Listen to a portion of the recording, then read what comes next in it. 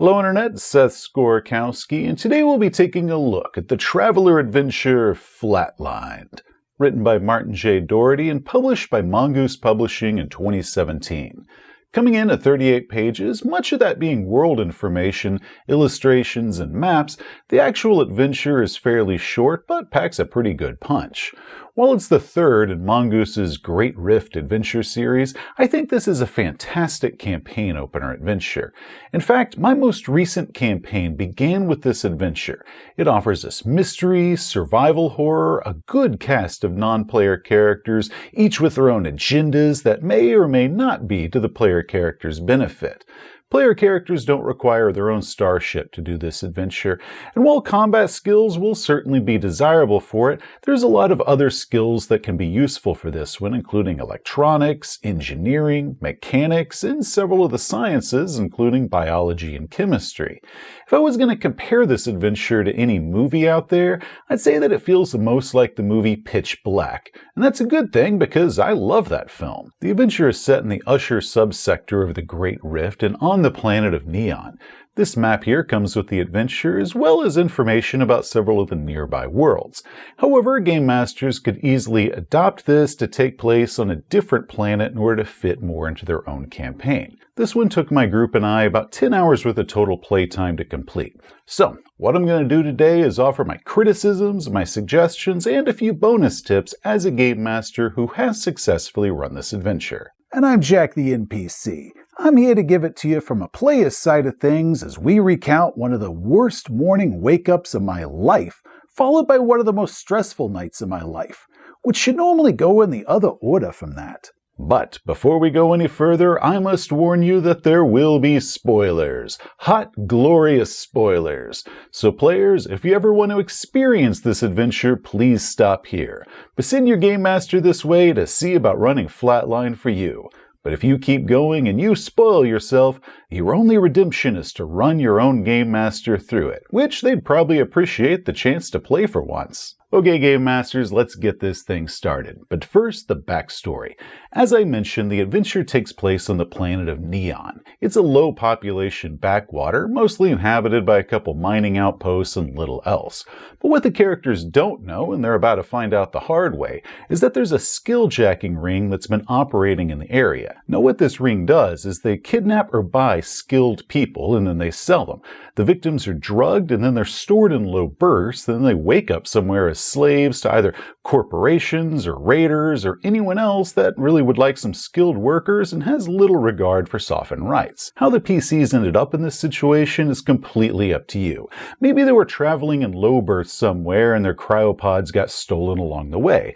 Maybe they were prisoners already for some crime that they committed and somehow their cryopods got misplaced in the shuffle somewhere and somebody got a few extra bucks on the side. Now for my game, the player characters were on an ambassadorial mission to negotiate a treaty, but on the way they stopped at a starport and went to the bar, and one of the player characters' enemies was there and they drugged them and sold them off to the skill-jacking ring. Now the player characters don't know any of this stuff yet because there's a bit of amnesia involved and they're going to have to remember this a little bit later on, so it's going to come back to them as flashbacks. Though one of my player characters, who was a former spy before they became a traveler, they awoke in their cryopod to discover the word spy emblazoned across their chest as this big tattoo. That was a compliment to the enemy that was the one that drugged them and sold them off in the first place. Anyway, so this skill-jacking ring was flying them down to the planet of Neon, where they were going to be picking up some more of this drug that keeps them amnesiac and complicit, and that's when tragedy struck. In a completely unrelated thing, a dispute between two of the mining companies, one of those mining companies, a rival of the one whose ship the traveler is on, placed an EMP device on that ship that the traveler's low berths were stored on, and the device detonated earlier than it was supposed to before the ship was able to land, and therefore it crashed onto Neon. Now, while all of that is really interesting reading if you're a game master and you're just thumbing through the module. I find that this corporate rivalry and sabotage and all that just a bit too complicated for this adventure because it adds another layer to the mystery. Then that can cause a lot of confusion because it's not actually related to what the travelers are going through. Now, if you're planning on turning this into a long-running campaign where that's information that the travelers can discover later on as they're digging deeper and deeper into this mystery, that's perfectly fine. But as far as being just a standalone module, I don't really like that layer to it because I think it adds just a little bit too much that the travelers aren't involved in anyway. So for my game, I removed the sabotage portion entirely. I said that the ship was landing at Proving Site 9, however a sudden blast of wind and a poor piloting check caused the ship to collide with the tower. Now this caused a short circuit which detonated some of the machinery that was inside the ship's hold that caused the EMP blast. Now the pilot managed to maneuver this crashing ship to where the adventure begins. I feel that this change of just removing the mystery as far as why the ship crashed, that allows the players to focus on the more important parts of the mystery, such as discovering who they are, where they are, how they ended up being kidnapped in the first place, and which of the NPCs here was in on that. Also, a faulty EMP bomb was the inciting incident that was used in the Traveler Adventure Mission to Mithril, and that was under a different circumstance, but I'd prefer the incident to be more of a freak accident than an EMP bomb that didn't work right, because my players had already played that adventure, so we'd already seen that gag done once before. The adventure begins as the player characters awaken in their low bursts. They're groggy, it's dark, and outside of the birth's automated voice, there's no one there to greet them. Remain calm and relax. There is nothing to fear. Your mind Hello? and body are in shock as a Mom? result of the stasis. I don't want to It is go to perfectly school normal. today. You are all right. Where the Remain hell calm am I? And relax. Who the hell am Medical I? professional will What the hell is be going sure. on? The ship is a small hauler, a 200-ton inter-system cargo ship.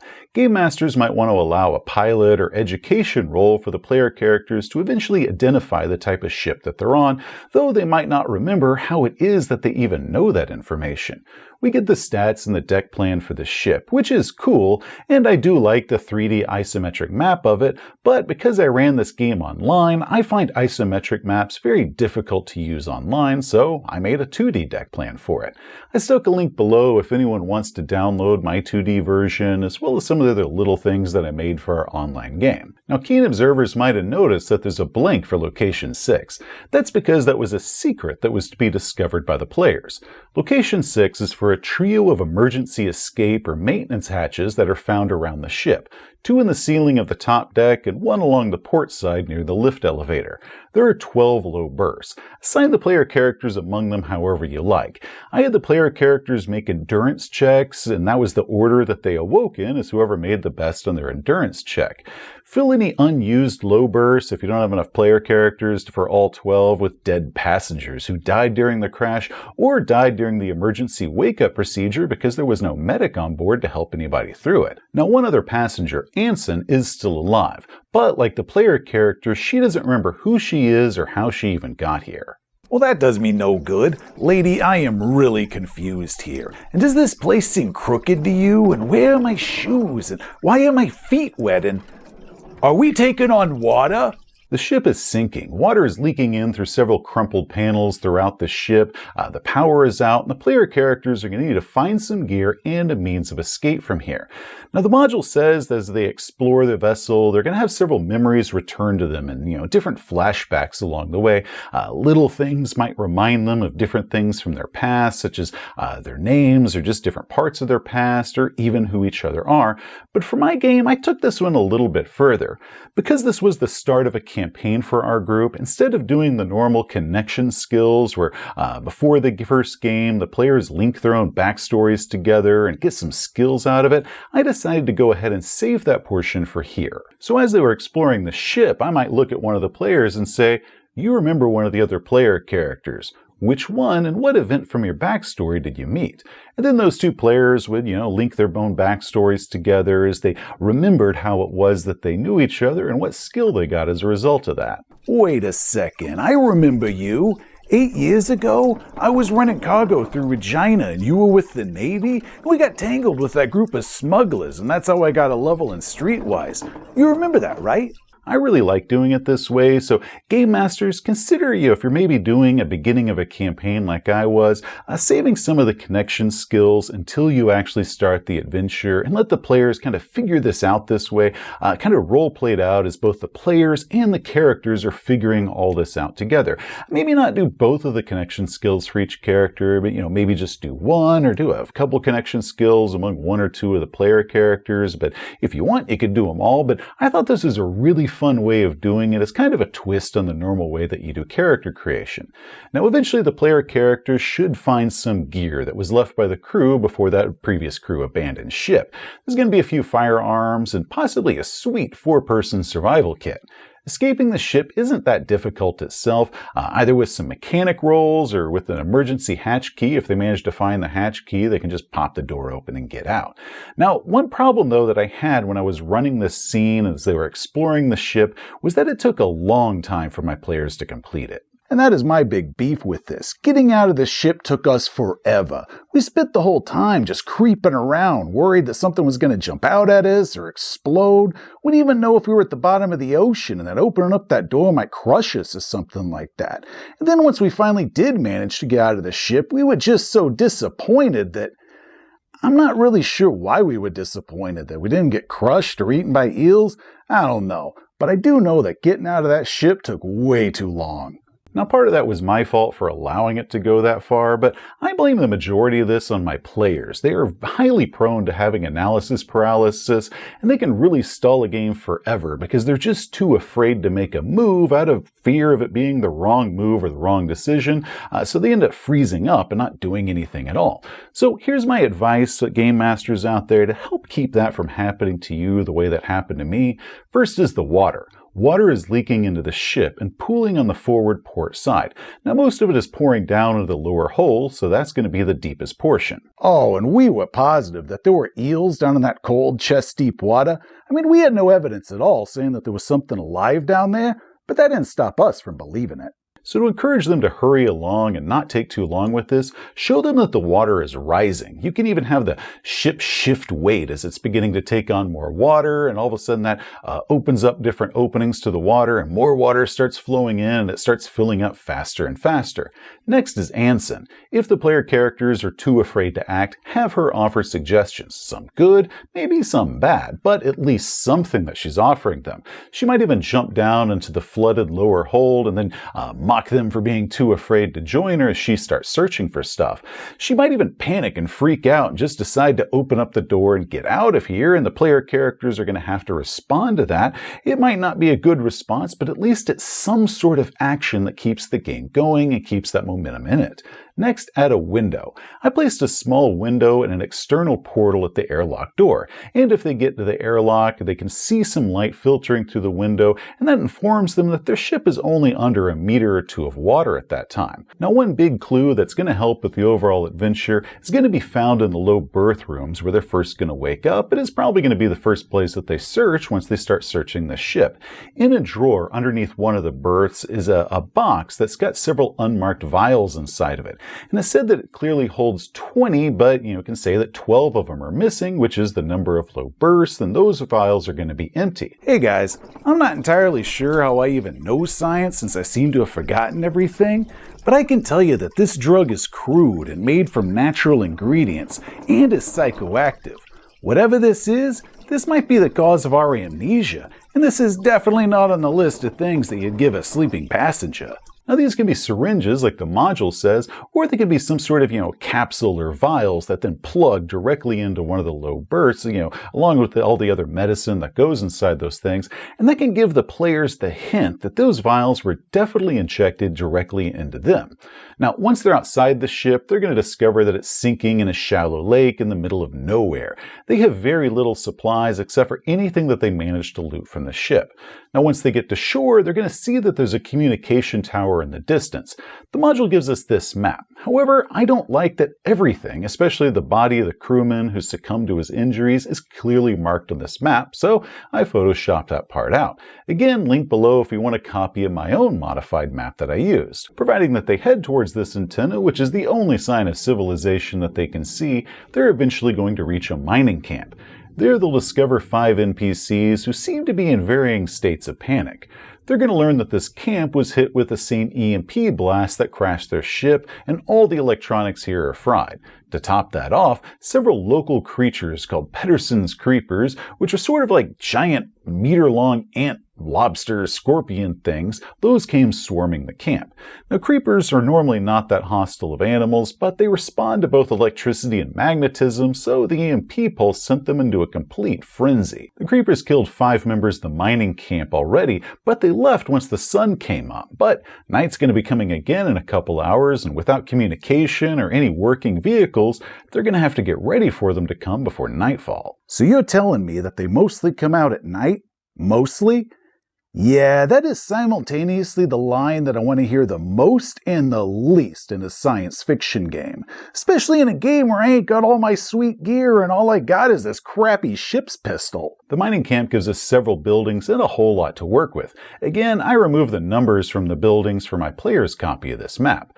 Now, 2 of the NPCs here are from the ship's crew. Now, they're both members of the skilljacking ring that had kidnapped the player characters, though they're going to deny it if they're confronted. They're going to claim that they were only transporting low-berth passengers, and they had no idea that those passengers were kidnapped. If pressed on the subject, they're going to say that it must have been the 3rd crew member among them, the one who died from their injuries along the way and whose body the player characters probably stumbled across trying to get to this camp. They must have been the one that was in the skilljacking ring because they had no idea that thing was even going on. Well, that's pretty dang convenient, ain't it? So can you explain to us why you left us in those low berths to die? They tell them the same dead crewman was the one that was checked on the low passengers, and he had informed them that all the low passengers had died during the crash. Then they confessed that maybe he didn't check that as thoroughly because of his own injuries at the time, or maybe he was just trying to cover up his own crime by letting all the low passengers die. That no way nobody would know that he was in some sort of skilljacking ring. Huh. I guess that makes sense. Sorta. Now, the 3rd member of the conspiracy is the camp's doctor, who is administering the next doses of the drug to the low-berth victims. The drug is made from the venom of these creepers, and any player characters that get stung by one might recognize these effects as being familiar. Travelers who search the small medical lab at the camp might discover a case that's got the same drug that they found aboard the crashed ship, and if they confront the doctor about it, he's going to claim that he has no idea what these things are. Yeah, sure. I'll be honest, I don't trust any of you people. The only one that I do trust is Anson, and I barely trust her. Now, the PCs only have a few hours until nightfall, and if they plan to fortify and keep safe here, there's a lot that they can do before darkness comes, but there's only enough time for the player characters to do one major task before darkness, or a couple minor tasks each. Power might be restored to some of the buildings, or they might make some mines or bombs out of some seismic charges that they have around camp.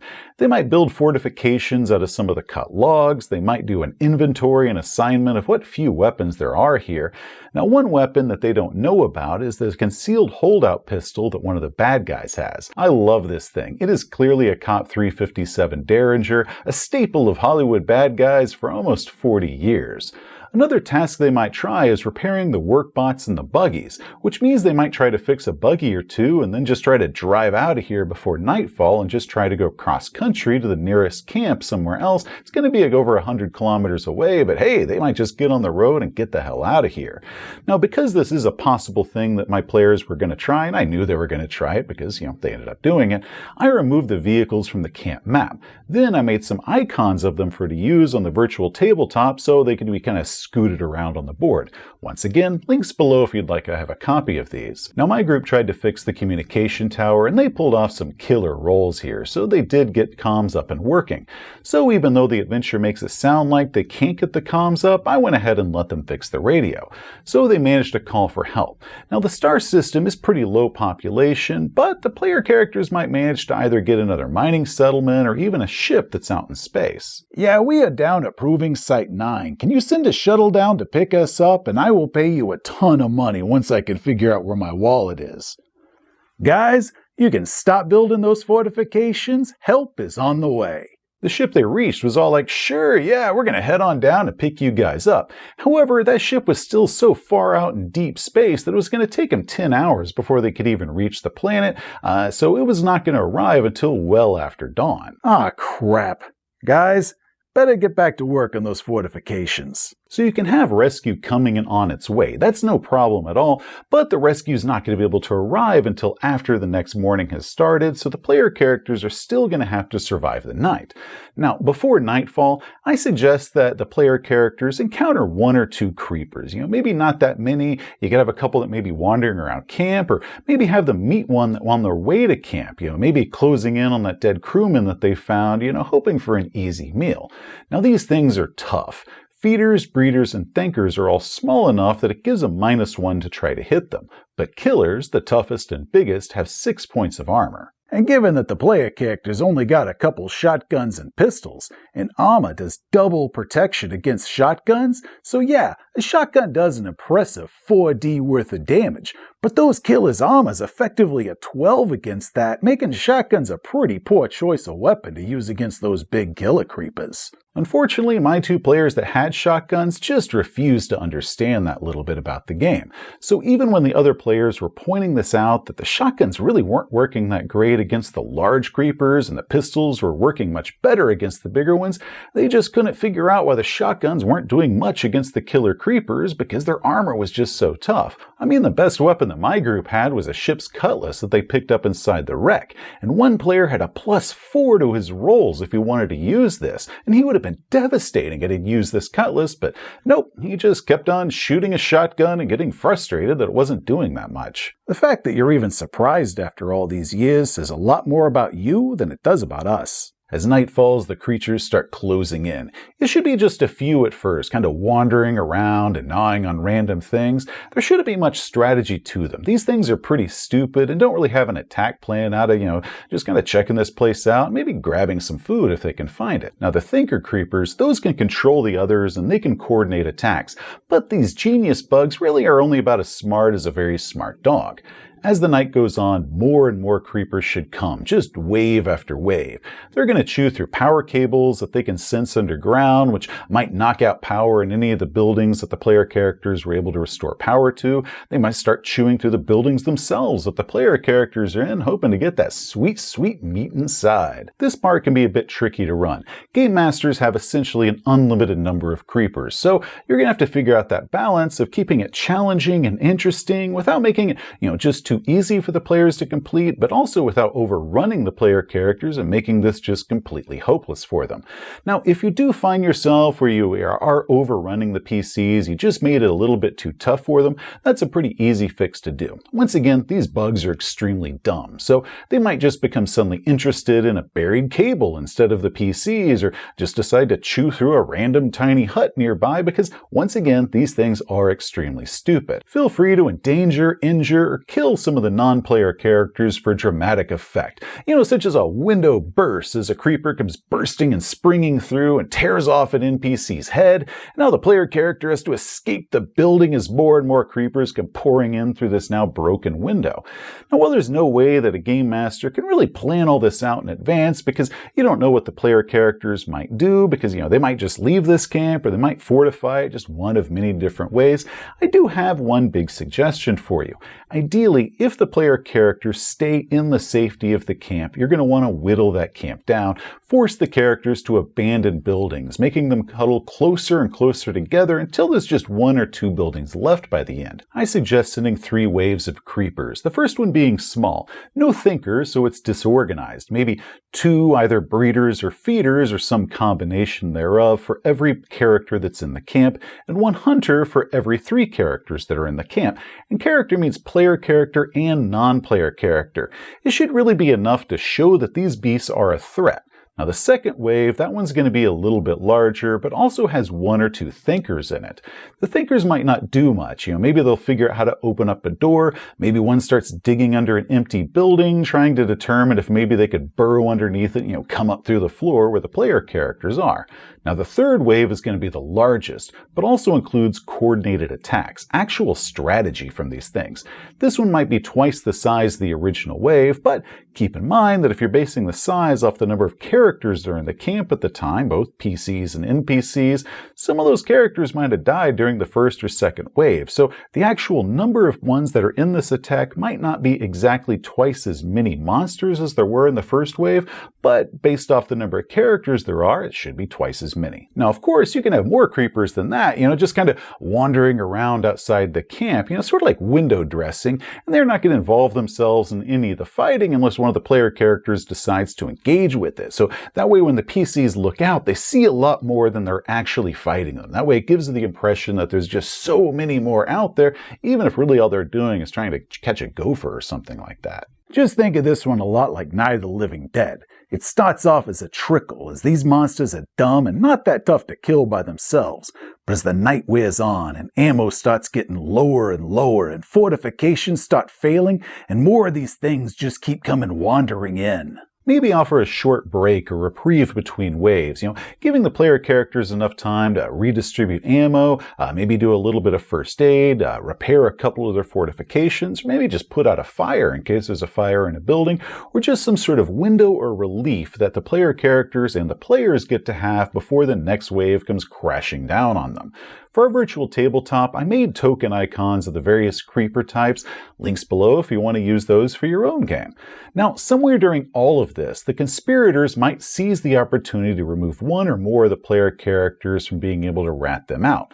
Hambly, I don't see as making any move as long as the player characters are actually fighting and trying to keep these creepers out. They're going to be keeping him alive by their doing that, so he might abandon or refuse to help an injured player character, but I don't really see him as being one that was just going to attack a PC. Now, Sael, she is scheming and ruthless and can manipulate the doctor into going along with her, so they might shoot a player character, but more likely they might just lock them out of a building as the player characters are rushing toward it because they're getting chased by creepers, or they might inject some of the player characters with that drug, weakening them enough for the creepers to go ahead and finish that job. Oh man, and they nearly got us too. That Hambly dude, he bought it pretty early on against one of those creepers. But two of us, as we started getting overrun, they ran inside that building that had the med lab where the other two conspirators were hiding out, and they were so distracted looking out at all the monsters that were trying to get inside that they totally missed the fact those two people were coming up with a pair of syringes to stick them in the back of the neck. Now, Sael, she ended up getting killed in that fight, which was no big deal. We didn't like her that much anyway. But the doctor, we ended up injecting him with a dose of his own drug, because we were kind of under the impression that it might be a truth serum for some reason, and it definitely was not a truth serum. Anyway, that building started getting overrun too, so we had to get the hell out of there. But we had to take that doctor, and he was in no condition to walk on his own because we were the ones that drugged him. So we had to throw this dude over our shoulders. We're trying to run and get away because we had a ton of questions we wanted to ask that dude that he didn't remember the answers to no more. For my game, I told the players that being solid metal, the 3 shipping containers were much more secure than the living modules, so during the final wave, they all fled to the middle container. The doors being on the far side, they had to climb over the top of these things, hauling the injured and this drug doctor along with them. Once the last of them were inside, because they couldn't lock the doors from in there, they remoted one of the robo-movers to park in front of the door so the creepers couldn't manage to get the doors open. As dawn breaks, the swarm is going to leave, at which point the adventure is done. The player characters at this point, they might jury-rig a vehicle into working order and head off to the closest mining camp somewhere else, or maybe you can have a rescue ship or a helicopter arrive from another camp or something like that. But at this point, all the memories that the player characters had lost should be fully returned by now, but their gear is still missing, and they still might have a lot of questions about this skill-jacking ring. And these are questions that they might not ever learn the answers to, or they might launch an entire series of adventures as they try to find out what happened and try to get their stuff back. NPCs might return in the future, either as enemies or allies. All of that is completely up to you. Overall, I really dig this adventure. My only real complaint about it is the whole subplot about the botched industrial sabotage between the mining companies that led to this EMP blast, simply because it feels like it adds a bunch of unnecessary and confusing layers to this mystery that's already confusing enough. I love the intro as they wake up aboard this sinking ship, then followed by a very different second act as they have to survive this night, and I feel that it gives a good variety of skills that characters can use and a lot of good roleplay potential. In addition to all my suggestions that I've given throughout the course of this extremely long video, I do have one more suggestion to give, and that's equipment. The adventure is designed to be very low equipment. That's part of the drama about it, but there's a couple other pieces that I think you might be able to add that I don't think are going to throw the balance of the game off. First is armor. The small hauler has one Tech Level 8 vac suit in the airlock, plus one in each of the crew members' cabins, so that's 4 vac suits total. Tech Level 8 provides 4 points of armor, which is pretty good versus what most of the creepers can do damage-wise. However, that also requires that the character have a vac suit skill of 1 because these suits are so bulky. So any travelers that lack that skill level are going to suffer penalties to any skill checks they perform while trying to wear one of these vac suits. So I suggest that you add just one more piece of armor, like a single work jumpsuit that gives a single point of armor, something like a Scout Services work coveralls, which are easily available in the surplus market. They could find this in one of the staterooms or maybe on the dead crewmen once they reach dry land. This is a very small thing to add. 1 point of armor isn't that much, but that single point of armor can help boost player morale and tell them that they are not totally helpless here. Remember that this adventure begins with the players all learning that all their sweet gear is now completely gone. They've lost all their gear, so this can kind of help soften the blow a bit by giving them some new gear, kind of telling that there is more gear coming. They just need to wait along and they'll get some more cool stuff. Next is weapons. We don't get much in this adventure. Some revolvers, shotguns, knives in the survival kit, so I suggest that you add a couple more weapons to this. For example, I added a single ship's cutlass to the airlock. Maybe at the mining camp you could add a scoped hunting rifle with 20 shells, or maybe a single hunting bow that's got a quiver of arrows. While energy weapons would have certainly been shorted out during this EMP blast, you could add a single laser pistol aboard the ship.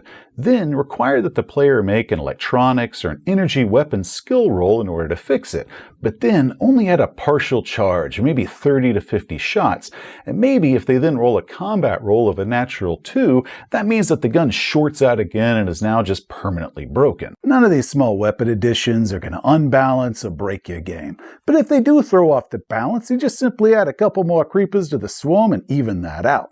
But they do add a lot of diversity to what the player characters can use, because they might not all have some points in slug guns. They might have a couple points, though, in energy guns or archaic guns, or maybe they could be really good at swords. You can find the adventure at DriveThruRPG or the physical editions at the Mongoose website. I suggest checking it out. Hey, thanks for watching. If you enjoyed the video, please give it a thumbs up. If you want to see some more of our stuff, such as game reviews, RPG philosophy, just hit that subscribe button. Till next time, travelers, you have a great day. You know, what I think would be pretty cool if you wanted to turn this into a longer running game to investigate that skilljacking ring, is you start it all off with this adventure as they wake up in those low bursts and they don't remember how they got there. And then once they get off the planet, they remember everything that happened before.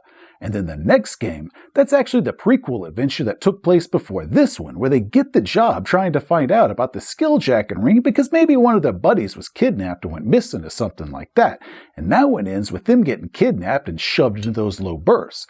And then the third adventure, that's the one that takes place after they get off the planet and they remember everything from adventures 1 and 2 and they are ready for payback. I think that would be pretty sweet.